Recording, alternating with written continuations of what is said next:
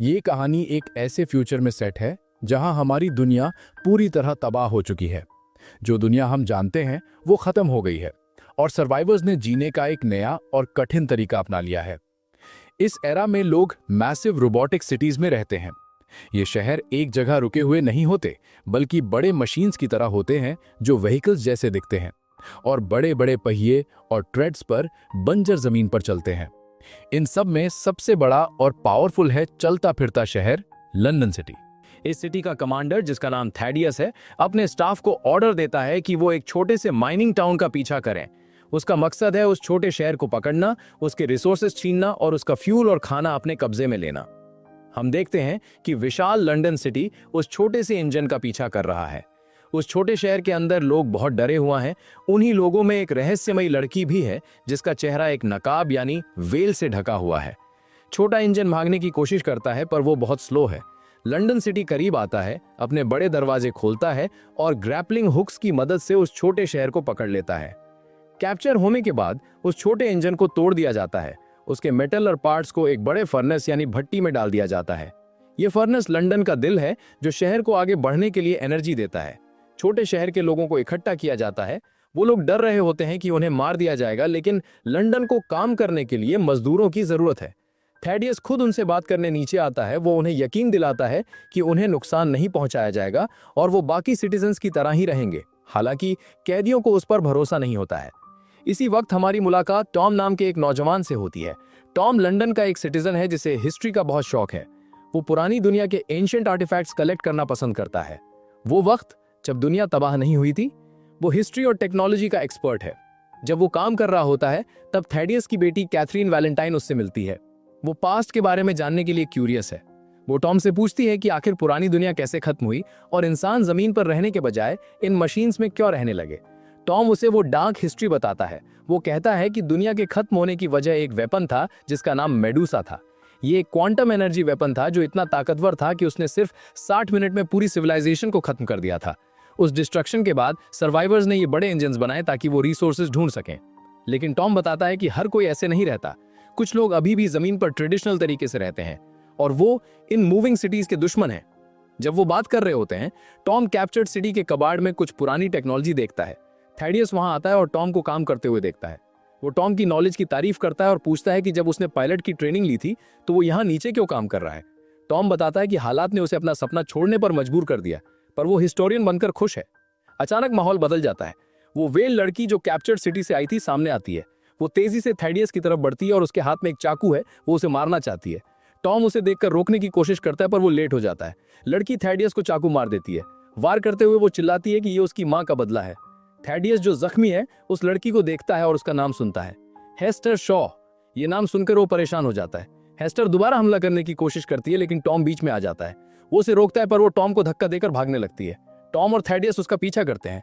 भागते हुए हेस्टर एक डेंजरस वेस्ट शूट यानी कूड़े फेंकने वाले रास्ते के पास फिसल जाती है और गिरने ही वाली होती है कि टॉम उसका हाथ पकड़ लेता है और उसे बचा लेता है। वहां लटकते हुए हेस्टर टॉम को देखती है और एक भयानक सच बताती है। वो कहती है कि थैडियस वैसा हीरो नहीं है जैसा दिखता है, बल्कि वो एक क्रूअल खूनी है जिसने उसकी मां को मारा था। ये सच बताने के बाद वो जानबूझकर टॉम का हाथ छोड़ देती है और उस अंधेरे शूट में नीचे गिर जाती है, सीधा शहर से बाहर वाले वेस्टलैंड में जहां कचरा फेंका जाता है। थैडियस कुछ ही पल में वहां पहुंच जाता है। टॉम जो घबराया हुआ और कंफ्यूज्ड है, थैडियस को बताता है कि लड़की ने क्या कहा। वो रिपीट करता है कि लड़की ने थैडियस को किलर कहा। जब थैडियस सुनता है कि टॉम को ये राज पता चल गया है तो उसका रवैया बदल जाता है। वो डिसाइड करता है कि वो कोई गवाह नहीं छोड़ेगा। वो टॉम को भी उसी वेस्ट शूट में धक्का दे देता है। टॉम शहर से बाहर गिर जाता है और जमीन पर आ गिरता है। वापस लंदन में थैडियस की बेटी कैथरीन अपने पिता को ढूंढती हुई आती है। थैडियस उसे झूठ बोलता है। वो एक झूठी कहानी बनाता है कि टॉम और वो लड़की आपस में लड़ रहे थे और गलती से नीचे गिर गए।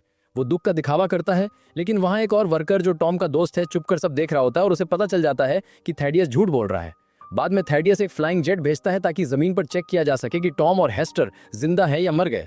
जेट को कुछ नहीं मिलता क्योंकि वो दोनों पहाड़ के पास छुपे गए होते हैं। जमीन पर गिरने के बावजूद वो बच जाते हैं।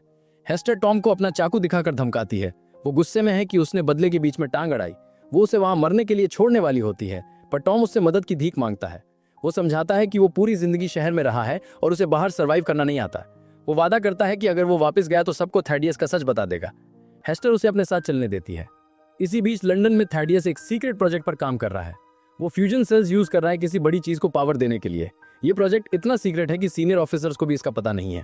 थैडियस को डर है कि हेस्टर जिंदा है और वो उसका प्लान खराब कर सकती है। उसका साथी डॉक्टर उसे मशवरा देता है कि वो एक प्रिजनर की मदद ले जो समुद्र के बीच बनी जेल में है। ये प्रिजनर एक खौफनाक मॉन्स्टर है, एक ग्रीन आइड साइबॉर्ग जिसका हेस्टर से कोई कनेक्शन है।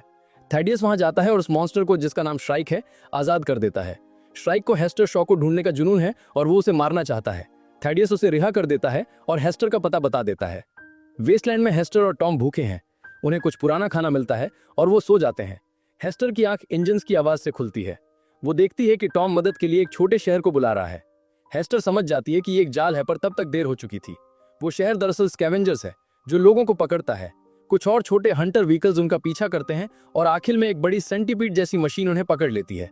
ये लोग पहले मदद करने का नाटक करते हैं, पर इनके इरादे बुरे होते हैं। लंदन में कैथरीन को शक होने लगता है। उसे लगता है उसके पिता खतरे में है, इसलिए वो टॉम के दोस्त से मिलती है जिसने सब देखा था। वो दोस्त उसे सच बताता है कि थैडियस खतरे में नहीं है, बल्कि वो खुद खतरा है। वो बताता है कि थैडियस ने टॉम को धक्का दिया ताकि राज छुपा सके। वो ये भी बताता है कि थैडियस एक वेपन बना रहा है ताकि वो उन स्टेशनरी सिटीज पर हमला कर सके जो एक बड़ी दीवार के पीछे रहते हैं। थैडियस चाहता है कि वो दीवार तोड़कर उनके रिसोर्सेज चुरा ले।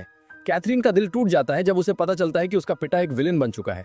टॉम और हेस्टर को पता चलता है कि उन्हें बचाने वाले दरअसल स्लेव ट्रेडर्स हैं। उन्हें एक मार्केट में ले जाया जाता है जहां इंसानों की खरीदो फरोख्त होती है। हेस्टर की बोली लगाई जाती है। जैसे ही कोई उसे खरीदने वाला होता है, वहां आना फैंग आ जाती है। आना फैंग लंदन की मोस्ट वांटेड क्रिमिनल और फ्रीडम फाइटर है। वो वहां गोलियां चलाना शुरू करती है, स्लेव ट्रेडर्स को मारती है और टॉम और हेस्टर को बचा लेती है। अचानक वो ग्रीन आइड मॉन्स्टर वहां आ जाता है। वो बहुत डरावना है और रुकने वाला नहीं है। हेस्टर उसे देखकर डर से जम जाती है क्योंकि वो उसे जानती है। आना फैंग किसी तरह हेस्टर और टॉम को अपने एयरशिप में बिठाती है और वो मुश्किल से उस मॉन्स्टर से बचकर निकल जाते हैं। जब वो हवा में उड़ रहे होते हैं, आना हेस्टर से पूछती है कि वो मॉन्स्टर उसे कैसे जानता है। हेस्टर अपनी दुख भरी कहानी बताती है। जब थैडियस ने उसकी मां को मारा था तब वो अनाथ हो गई थी। तब वो मॉन्स्टर उसे ढूंढा था। श्राइक ने उसे पाला था, खाना दिया था और बड़ा किया था। लेकिन हेस्टर हमेशा अपनी मां की मौत को लेकर दुखी रहती थी। उसकी उदासी देखकर मॉन्स्टर ने कहा कि वो उसका दुख दूर कर देगा अगर वो हेस्टर को अपने जैसा साइबॉर्ग बना दे। वो चाहता था कि हेस्टर अपनी यादें और जज्बात भूल जाए ताकि उसे दर्द न हो। हेस्टर ने वादा किया था कि वो ऐसा करेगी, लेकिन जब उसे पता चला कि थैडियस जिंदा है तो वो अपना वादा तोड़कर बदला लेने भाग गई। इसलिए स्ट्राइक उसे ढूंढ रहा है। उसे लगता है कि हेस्टर ने धोखा दिया है। वापस लंदन में थैडियस पूरे शहर का कंट्रोल ले लेता है। वो अपने सीनियर ऑफिसर को चर्च में मार देता है। वो अपने प्रोजेक्ट का खुलासा करता है। उसने मेडुसा को वापस बना लिया है, वही वेपन जिसने दुनिया खत्म की थी। वो इससे ग्रेट वॉल को तोड़ना चाहता है। कैथरीन ये सब देख रही होती है और समझ जाती है कि उसका बाप एक मॉन्स्टर बन चुका है। आना फैंग टॉम और हेस्टर को लेकर एक रिबेल बेस पर जाती है जो बादलों में एक फ्लोटिंग सिटी है। वहां वो बताते हैं कि लंदन तेजी से ग्रेट वॉल की तरफ बढ़ रहा है। हेस्टर एक जरूरी बात बताती है। उसकी माँ एक साइंटिस्ट थी जो थैडियस के साथ काम करती थी। उसकी माँ ने एक क्रैश ड्राइव बनाया था जो एक डिवाइस है जिससे मेडुसा को बंद किया जा सकता है। थैडियस ने उसकी माँ को इसलिए मारा था ताकि वो वेपन चुरा सके, पर उसके पास उसे बंद करने की चाबी नहीं है। तभी स्ट्राइक वहां अटैक कर देता है। वो रिबेल शिप्स को तोड़ता है और सोल्जर्स को मारता हुआ आगे बढ़ता है। वो टॉम को पकड़ लेता है और मारने ही वाला होता है कि हेस्टर भीख मांगती है। वो चिल्लाती है कि वो टॉम से प्यार करती है। मॉन्स्टर रुक जाता है। वो हेस्टर की आंखों में आंसू देखता है और समझ जाता है कि अब वो दुखी बच्ची नहीं रही, उसने जिंदगी और प्यार ढूंढ लिया है। वो उसे जाने देता है। श्राइक लड़ाई में काफी डैमेज हो चुका था। मरते समय वो हेस्टर को एक लॉकेट देता है जो हेस्टर ने खो दिया था। वो बताता है कि उसने इसे संभाल कर रखा था। वो शांति से मर जाता है। जब हेस्टर लॉकेट खोलती है तो उसके अंदर एक यूएसबी ड्राइव छुपी होती है। ये वही क्रैश ड्राइव है, मेडुसा को रोकने की चाबी। ग्रुप वहां से निकलता है और सारोंग सिटी की तरफ बढ़ता है जो ग्रेट वॉल के पीछे है। थैडियस लंदन सिटी को लेकर वहां पहुंच चुका है। वो मेडुसा वेपन को एम करता है। एक बड़ी एनर्जी बीम निकलती है जो दीवार को तोड़ने लगती है और रिबल्स के शिप्स को तबाह कर देती है। आना फैंग, टॉम और हेस्टर एक आखिरी कोशिश करते हैं। वो अपने शिप को हमलों से बचाते हुए लंदन सिटी पर क्रैश लैंड करते हैं। आना फैंग थैडियस से तलवार से लड़ती है ताकि उसका ध्यान भटक सके। जब वो लड़ रहे होते हैं, हेस्टर उस चर्च की तरफ भागती है जहां मेडुसा का कंट्रोल सिस्टम है। वो क्रैश ड्राइव लगाने की कोशिश करती है। आना फैंग बहादुरी से लड़ती है, पर थैडियस उसे मार देता है। हेस्टर ड्राइव प्लग इन कर देती है। सिस्टम क्रैश हो जाता है और वेपन फायर करने से ठीक पहले बंद हो जाता है। थैडियस देखता है कि उसका प्लान फेल हो गया है तो वो भागने की कोशिश करता है। रास्ते में उसे अपनी बेटी कैथरीन मिलती है। वो उसे साथ चलने को कहता है, पर कैथरीन एक खूनी के साथ जाने से इनकार कर देती है। थैडियस अपने प्राइवेट एयरशिप की तरफ भागता है, पर हेस्टर उसका रास्ता रोक लेती है। उन दोनों में लड़ाई होती है। तब थैडियस एक बड़ा राज खोलता है। वो बताता है कि वो सिर्फ उसकी माँ को जानता नहीं था, बल्कि वो उससे प्यार करता था।